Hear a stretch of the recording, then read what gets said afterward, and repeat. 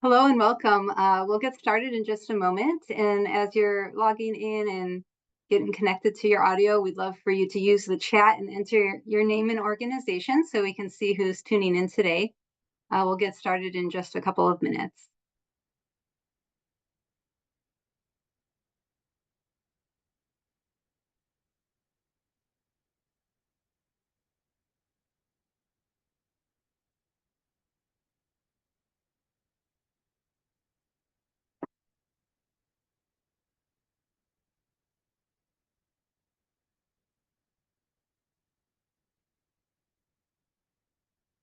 Welcome, Shannon and Jen and Carla. We're so glad you could join us today. We'll just get started in just a minute. And as you chat, get logged in, connected to your audio, go ahead and let us know where you're tuning in from today and your name. Tiffany and Ashley, welcome.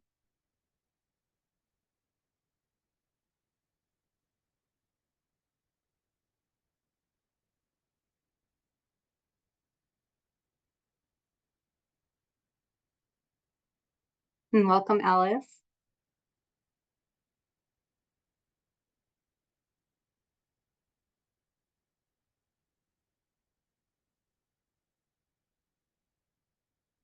We're so excited you all are here today. So thank you for chatting in.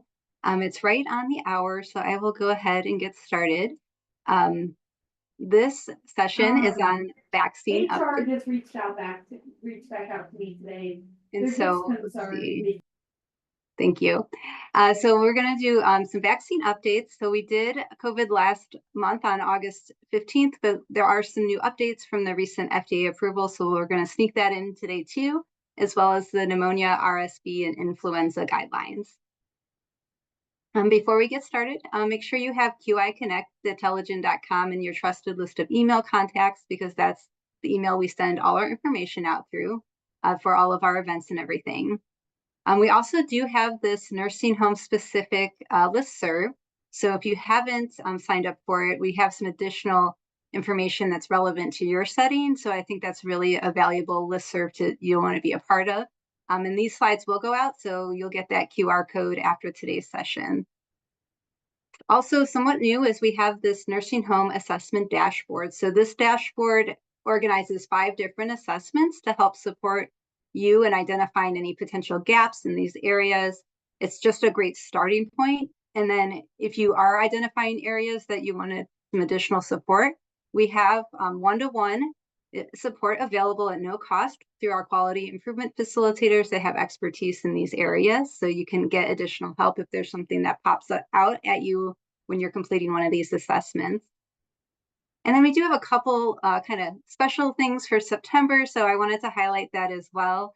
We are doing our first class of LTC Trailblazers. Circle Talk by Telligent is an intervention designed to address social isolation, so MDS item DO700 and loneliness. And we have some funding to support one staff member from your home to get trained as a leader at no cost. And we currently have 17 spots remaining. Our last day to register is Friday, September 20th. And then September is also Sepsis Awareness Month, which ties in well with vaccines in today's topic, since vaccines are one strategy to prevent sepsis. So nursing home residents are 6 times more likely to present with sepsis in the emergency room than non-nursing home residents. To increase awareness, we're going to send out a weekly email series this month, just sharing best practices, tips, and resources, so you can kind of keep your eye on your inbox for that. And if you do want additional support with tracking and managing sepsis at your facility, you can scan the QR code to get started or email our nursing home at Telligent.com, and we'll get you more information on that. So now we'll dive into today's topic. We're going to again go through pneumonia, RSV, and influenza vaccines for this fall, go through some of the key clinical considerations, and then share some support resources for you. So the first step is the pneumonia vaccine updates. And I can't really go through the updates without just doing a little bit of background of where we've been. So previously, for many years, we had 2 products on the market. We had PCV13, which was Prevnar 13, made by Pfizer, and the PPSV23, which is Pneumovax 23, made by Merck, and patients got both products as part of their vaccine series. So you needed both products to be up to date. Well, in 2021, that PCV13 was discontinued and replaced with two competing vaccines. So that was the PCV15 brand name Vacuvance, that's by Merck, and the PCV20 or Prevnar 20 by Pfizer. And so that kind of was an update that occurred also during, the midst of COVID. So it was a little bit of confusing how these new products fit into the vaccine guidelines. And then to add to that, when these two new products were originally approved, it was determined that if somebody had gotten PCV13, the Prevnar, that they weren't qualified for these new products, but then that was reevaluated and updated in 2022. So we had two new products, vaccine guideline changes, and then an update to those changes all within 2 years of each other. And then on top of that, the products themselves are not equivalent. So the numbers at the end of them indicate the number of strains that it covers, the type of bacteria. So PCV20, Prevnar 20, it was determined that if a patient got that, that's all they needed, that just that one dose is up to date. But if PCV15, the Vacuvance, was given, then they still needed a dose of the Pneumovax 23 to complete their series. The one good thing about the guideline updates is prior to this, several of the indications were shared clinical decision-making in a lot of gray zone, which could be confusing for the providers. So they did scale that back and strengthen the recommendations to be more should recommendations. So the recommendations themselves are more black and white than they used to be, but now we have all these products to work with. And then in June 2024, the Advisory Committee of Immunization Practices, which is the committee that provides recommendations to the CDC on vaccine guidelines, they approved yet another product, which is called PCV21. And that is made by Merck, and it's under the brand name Capvaxive. And it was approved as an alternative to PCV20. So now we have technically like 4 different products of pneumonia vaccine on the market. And so that can be confusing, but we'll go through some tools to help make it more straightforward. So on the CDC website, there is this nice PDF. And if you Google this, like pneumonia vaccine timing for adults, this will come right up, but we also have a link to it in our adult vaccine toolkit. And right now, these materials have not yet been updated to include this new approval, but that should be coming soon. And so right now there's like option A, which is just that one dose of PCV20 or Prevnar 20. And then there's some caveats with timing depending on the prior vaccine status. And then we have option B, which is the two products, Vacuvance or PCV15, and then PPSV23, which is the Pneumovax 23. And they either get both or one or the other, again, depending on some caveats with timing and prior vaccines. And so what we're expecting is that there will now be an option C listed on this document with that PCV21, the new vaccine that was approved this year, and that will align exactly with option A. It's just a different product.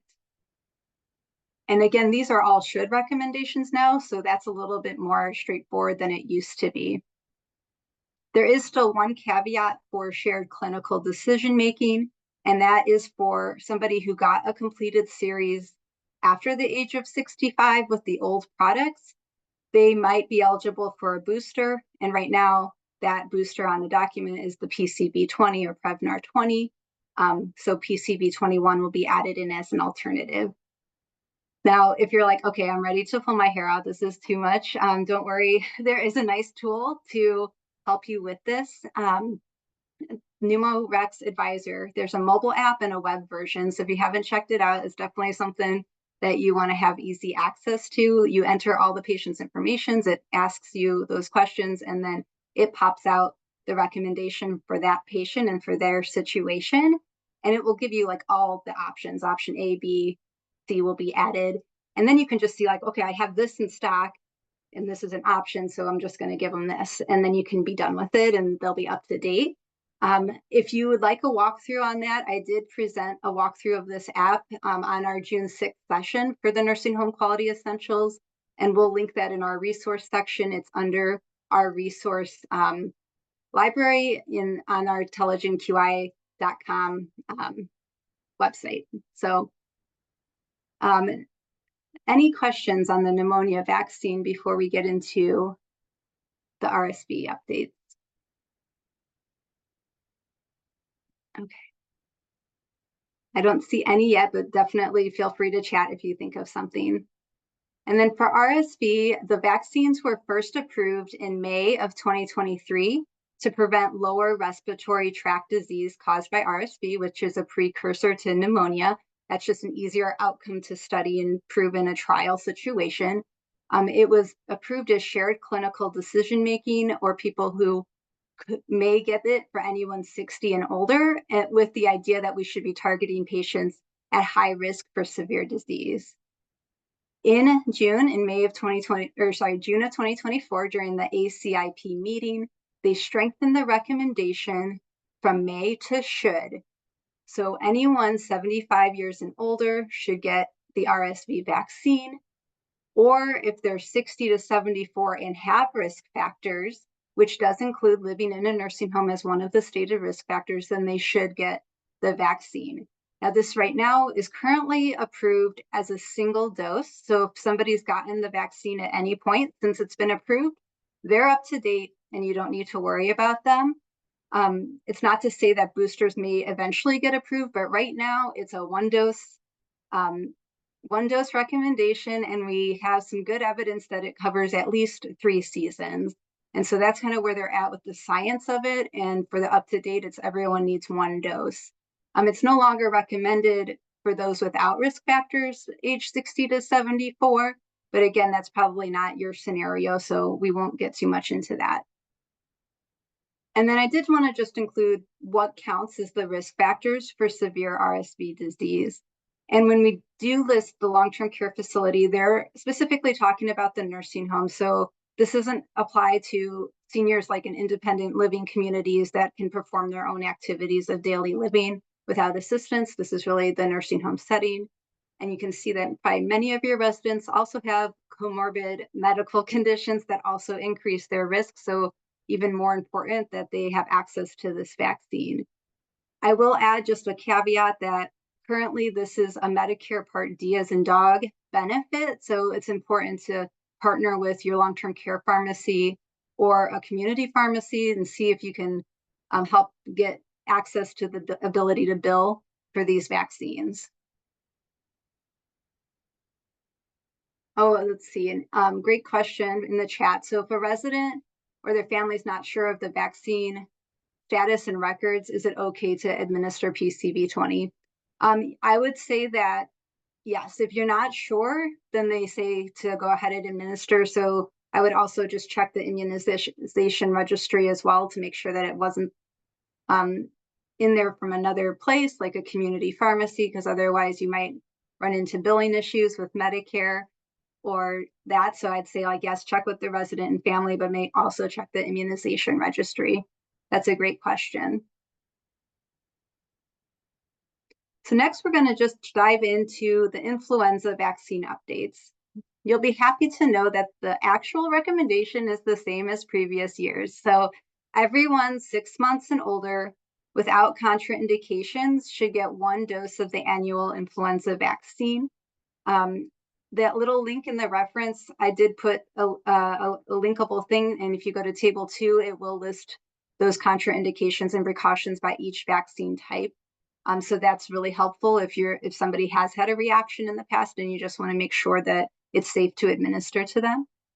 Ideally, we want to give it in September or October. And so I think in past years, that time frame has been different. Sometimes it was October, November, but as the CDC is monitoring influenza patterns, the recommendation for this year is September or October.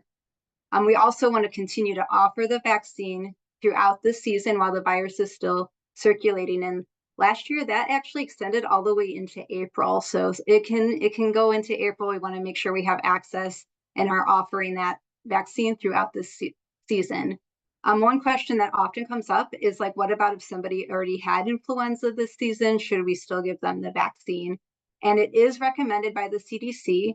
And one of the reasons for that is that the strains in the vaccine are those that are most likely to cause serious illness, the hospitalization and death. So that strain that the person had previously could have been one of the more mild strains, and they might not be protected against one of those serious strains if that were to come through and hit them. So we still want to give them the vaccine, even if they already had influenza this season. And then for this year, it's a trivalent vaccine. So it has 3 strains of influenza, 2 type A strains and 1 of type B.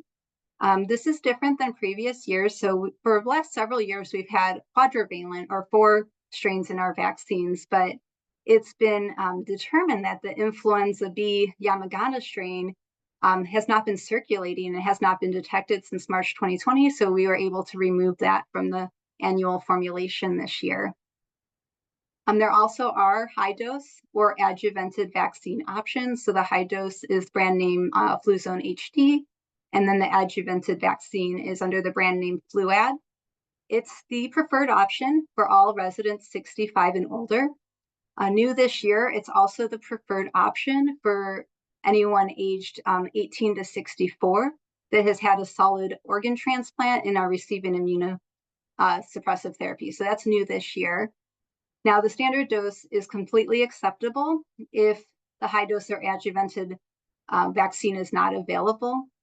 So both the high dose, adjuvanted, regular dose vaccines, all of them have about the same outcomes when it comes to the serious illness of preventing hospitalization and preventing death. What the high dose or adjuvanted vaccine does in our population is it offers better outcomes for that symptomatic disease. So of course, we know that that's important with preventing outbreaks if we can prevent them from getting symptomatic disease to begin with. So definitely still preferred, but if it's not available, we can guarantee that we're protecting against that serious illness with any of the approved vaccines this year. The high dose does contain 4 times the antigen dose of the standard vaccine. However, we remember that those over 65, their immune system is not as robust, so it's typically still very well tolerated, even though it is a higher dose than what somebody under 65 would get. I also want to highlight that we have this hyperlinked, and I'm just going to show it because it's my favorite resource for flu. I rely on it every single year, and it's updated each year by immunize.org and has like every product that's approved, how it's supplied, the age range, the billing code. So I just really like that resource. So I just wanted to make sure that I highlighted that. I did see a question here. Let's see, I think, oh, that's the same question. Okay, we're good to go on. If there's any other questions, please feel free to chat throughout the presentation. I also going to just note that I'm not including FluMist in this presentation because it is only approved through age 49. It is a live vaccine, so there's some different caveats to that if you're looking at FluMist. So this is just talking about the inactive vaccines. And then we're going to go through the COVID-19 vaccine updates as well. Again, I did do a presentation with more detail on this in one of our resources on our August 15th Nursing Home Quality Essentials. So that's in our resource library online if you want to catch that recording. But the products are FDA approved now. So 24, 25 COVID-19 vaccines. All 3 products are now approved. So we had Pfizer, Moderna, and Novavax. One question that came up last time was about the FDA approval process. So Pfizer and Moderna are FDA approved through the normal vaccine or through the normal approval process for our ages 12 and up. And then they're approved under the emergency use authorization for the pediatrics, 6 months to 11 years. But on the fact sheet, that's not really obvious and kind of the EUA steps out. But if you do look at the title more carefully, you'll see that those products are fully FDA approved through the standard process. And I know that that's important for some individuals when it comes to vaccine hesitancy. So you can assure them that they're FDA approved products. And then the Novavax is approved under the emergency use authorization. Again, something to kind of reinforce to people is like, personally, I would have no issues getting any one of these products because the EUA or emergency use authorization, it's still a rigorous approval process. They still have to meet all the things of regular FDA approval. They just have to meet it in an expedited timeline.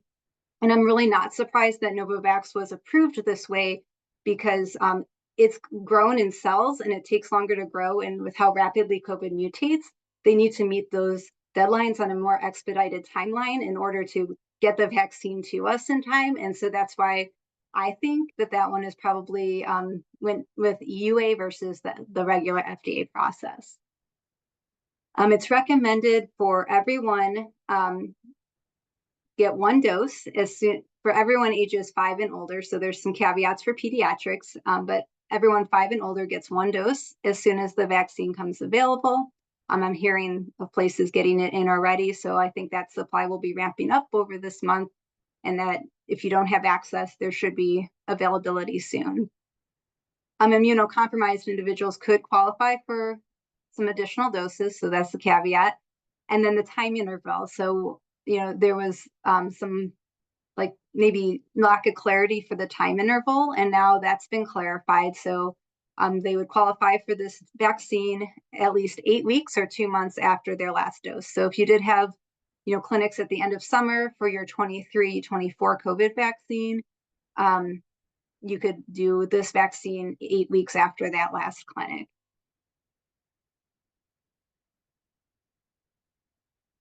I did want to note on co-administration because I think that's, again, another question that you get a lot. The CDC is recommending co-administration for all age-appropriate vaccines. So that includes COVID, RSV, and influenza at the same time. You can give it with the Prevnar or the pneumonia vaccines. And so that's determined that is acceptable practice. Yes, they may have some more side effects for a day or two, but it's typically still tolerable. And so they're just saying that it's better to get people access to those vaccines and protection, that benefit outweighs any risk of an additional side effects. They also studied immunogenicity, and the COVID-19 vaccine administered with the influenza vaccine provided the same immunogenicity or the same benefit, whether they're given apart or separate. So there was no effect on it's not going to work better separating them versus giving them together. There was clinical trials that specifically studying co-administration with RSV as well. That was specifically done with influenza, and there was no safety issues there. I think I had a great question by Melissa. Where can we find the vaccine information statement to give to the residents? Let me look at that and see if we can find that for you. I'll look into that, Melissa, because I think, if it's not, I found the fact sheet for sure. And it might be possible that we could use the same VIS sheet if there's not any major updates, but I'll look into that. So thanks for bringing that to our attention. And then for co-administration, the one caveat is that if we're co-administering multiple adjuvanted vaccines, it is recommended to administer them in separate arms. They tend to cause some more arm soreness. And I put a list of just the ones that might be relevant for this season. So Fluad is the brand that's adjuvanted influenza. Novavax is an adjuvanted COVID-19 vaccine. And then Prevnar's the adjuvanted pneumoniococcal vaccine. Shingles is adjuvanted. And then for RSV, the Arexvy is adjuvanted. Also, all our tetanus ones are as well, but those are usually not co-administered at this time of year. So, but I wanted to put that on there for completeness.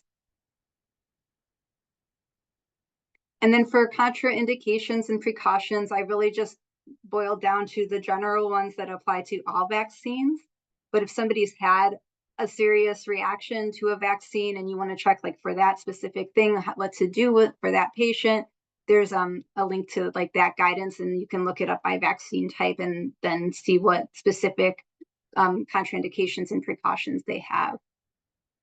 So for the general precaution is if somebody has moderate or severe acute illness with or without fever, that might be a good reason to delay vaccination. So that's listed as a precaution. Again, it's a clinical decision based on availability of vaccine, the severity of the illness, and all of that. So it is a clinical call, but it's a general precaution. We've always been told as pharmacists in our training that, if you would go to school or work, then you're probably okay to go ahead and get it. But if this is something that knocks you down, or you wouldn't go to work if you didn't absolutely have to, because you're really feeling that crummy, then that's a good time to delay the vaccination. And then for the general contraindication, severe allergic reaction to the vaccine itself or its components. So again, if we're not sure, there is a reference in that guidance, that link there. I also have a link to all the excipients that are in vaccines in the vaccine toolkit. So if somebody has a really strange allergy, there is a appendix in the book from the CDC on all the things that are in the vaccine, so you can check that as well. And then I wanted to note, this changed a couple of years ago, but I think it's still not common knowledge that having a allergy to egg protein is no longer a contraindication for any of the flu vaccines, because they determine that in the manufacturing process that is deactivated and it's not a risk for people. So if they've had a severe reaction of the vaccine, that's one thing. But if it's just the egg by itself, that's no longer a contraindication. And then I wanted to just kind of highlight some of the tools and resources. So again, I've mentioned this a couple of times. The adult vaccine toolkit is something that we have launched in the last few months, and everything on it is up to date for this season. I worked very hard the last few weeks to make sure that it was up to date for the season, but we have information for facts, vaccine hesitancy, kind of some more procedural things, and then also patient care. So this would be for your frontline providers, some really good information on that. If you're looking for something specifically to a vaccine, we can look there. And actually, you know what, Melissa, we should just see if this updated yet. Yeah, I'm still seeing that. This should automatically auto link to when the CDC has updated it, but I will add the fact sheets in this toolkit and send it out as well.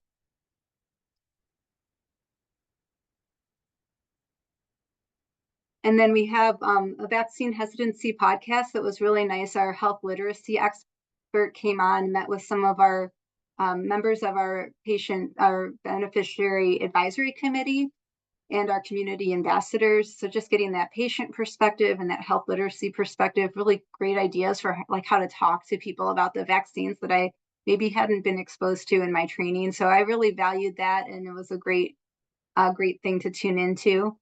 Kind of a note too with vaccine hesitancy, as I think sometimes if we go into a conversation assuming somebody is vaccine hesitant, that can actually increase hesitancy. So we want to remember that we have confidence in these vaccines, that we believe that it's going to help prevent hospitalizations and death, that we come in there with the strong vaccine recommendation. And then if we are met with hesitancy, that's when we pull back and use some of our motivational interviewing or some of these things that we'll learn in these podcasts. And so just a little note on vaccine hesitancy. We do have a CE accredited immunization escape room, which is fun and interactive to brush up on all the different things around vaccines. And then VaxHub is also another great resource that we're working on making updates over the next few weeks. And then I put just the link to that resource library, since I mentioned some of the other presentations on vaccines that we've done recently. I would say for leave in action, just kind of look at what your challenges are, check out our tools and resources, see if there's anything there that can help you, and reach out to Telligent if you need some more support. So we've helped people navigate finding a clinic partner in their community, or helping with policies and procedures in terms of what should be included in there, or how to just work through some of the vaccine hesitancy. So if you need support, don't hesitate to reach out. Again, it's no cost to you, and we can give you some one-on-one attention there. With that, I just wanted to ask if there were any other questions today.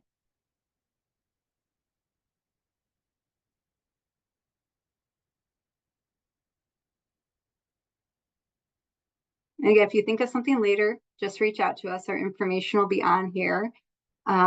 One thing I wanted to just highlight is that if you want some more in-depth information on this topic, next Monday, September 16th, the CDC is also doing a webinar, and they're going to get more into like the testing and the treatment guidance and some of the infection prevention stuff that we weren't able to cover today. So that will be a really great webinar to at least, register if you can't tune in live and have access to that information.